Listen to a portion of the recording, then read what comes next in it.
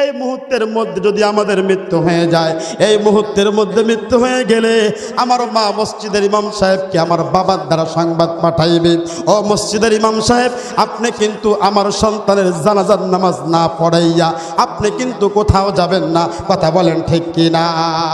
আমার ভাইয়েরা, আমার বন্ধুগণ, ইমাম সাহেব যখন আমাকে দাফন করার জন্য যখন জানাজার নামাজ আদায় করবে, 4টা তাকবীর দিয়া আমারে যখন আমার আপনজনরা প্রিয়জনরা ওই কবরস্থানে যখন আমাদেরকে নিয়ে যাবে, মুসলমান ভালো করে বলেন তো, যে 4 জন আমাকে বহন করে ওই কবরস্থানে নিয়ে যাবে, তারা কি আমার শত্রু নাকি?